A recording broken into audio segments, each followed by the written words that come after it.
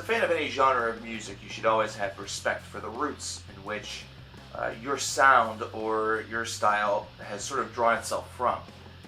One of the critical heavy metal elementals that really caused and forged some of the best well-known subgenres of the sound, such as thrash, was based off of punk music. A band like Hatebreed is not always known for some of their punk influences, though at their root at times they do take on the persona of a hardcore punk band that has a very metallic influence, one that has a heaviness that is really all of their own. Here on the Confessional, their album from 2016, this is something that is drawn upon quite a bit. In fact, this is an album that, I'll get right out of the gate in saying, really sounds more like a straightforward punk album as opposed to solely a heavy metal release. The only way that it really feels like a heavy metal release is based off of its, well, heaviness, I guess. The last time we talked about these guys was 2013, similar to Devil Driver, who we just talked about a little bit earlier today. And The Divinity of Purpose was an album that was, it was very bland. However, the Confessional, with its 13 tracks, its 33-minute runtime, feels very much like a rushed tone. There's only one track that exceeds the 3-minute mark, and it nearly topples the 4-minute mark. Close, but no cigar. So let's talk about this a little bit. Let's talk about the Confessional by Hatebreed, and hopefully it has a little bit of a better fate than the Divinity of Purpose did. So AD, the very first cut off of this album, immediately sets you up to recognize that something is amiss. Something's off. There's a track on here called Something's Off. Man, that's going to be hard to get out of my mind. But anyway, it really reflects that, considering the riff reminds you a little bit more of an old speed metal cut, either that or a thrash metal track that's perhaps intermixed with a little bit of punk or some speed punk, hardcore punk, whatever you really want to call it. It has that really just this big gallop to it, this just thrash your neck off or, you know, go as fast as humanly possible feel to it, and then it even cuts itself into a hell of a guitar solo, I gotta say. This is something, and this is a side of Hatebreed that you don't see very often from the group, but man oh man, whenever it comes out to play on this track right here, damn, it's a hell of a barn burner. It's a bit of a neck shredder. It's one that actually is fairly impressive. It causes AD to sort of take on a life of its own for its first half.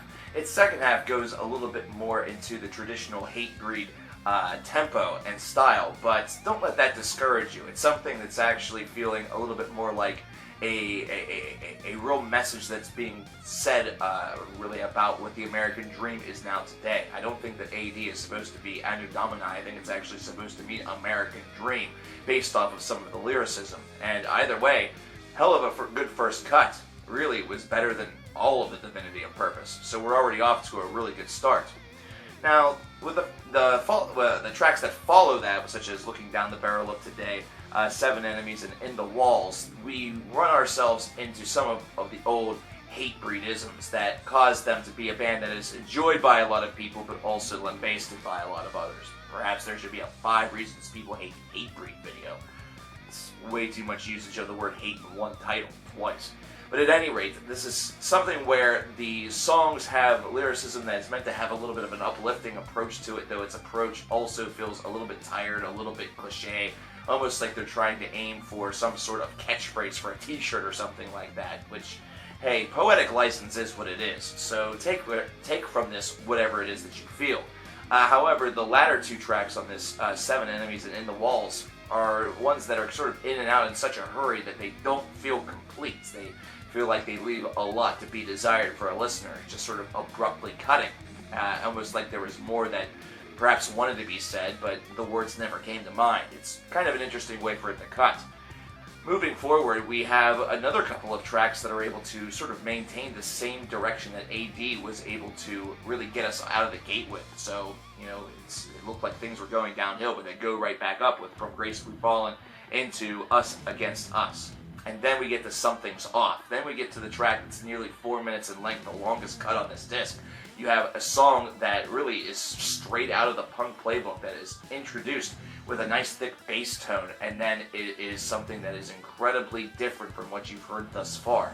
It's one that actually has a bit of pacing behind it. There's a little bit of an airiness to this. This is instead one that really seems to want to make its central message based off of this track. We hear varied elements of Jamie Josta's voice, ones that are done in a tone that can almost be seen as a bit conversational, and then going into his traditional, rip-roar through curling vocals. It's something that actually causes this track to be a hell of a highlight. In some ways, it actually supersedes AD in this variety, considering AD being a nice kind of speed punk or speed metal track provides an excellent, adrenaline pumping introduction. Whereas here, it's a little bit more of that thought-provoking kind of anger-rising moments, where for 4 minutes, you're getting a lot of message, you're getting a lot of tone that is just sort of brewing and causing that blood to boil inside of you.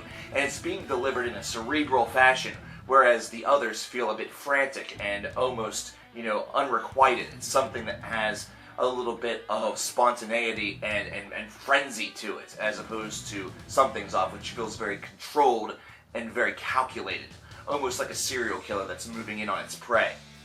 The second half of this disc is able to maintain what tracks such as From Gracefully Fallen really began.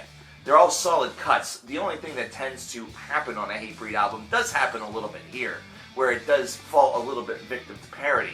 However, the one thing that saves this disc, the one thing that saves the second half of this album specifically, is that overall slightly more punk than maybe attempted metal overtone that this really carries. This is one that seems to really deliver a little bit more on that punk subculture or that punk text, something that's trying to really deliver a very harsh criticism, very harsh critique of American lifestyle today, and it's something that works in this album's favor, considering that attitude feels very much like it's trying to resurrect the punk scene by itself, and actually has a damn good excuse of why it would maybe happen. Reminds me of some of the old cuts from Bad Religion, only with a little bit more ass. It definitely gives it a lot more bite. I'm thinking of, tracks such as Infected or Television, something that you hear from Stranger Than Fiction, only with a whole hell of a lot more chonk to it. And that's something that gives this album not only variety, but it gives it lasting value. It's amazing to think that a 33-minute long album would be one that could be shut off by a listener within 15 or 20 minutes and actually not complete the whole entire thing.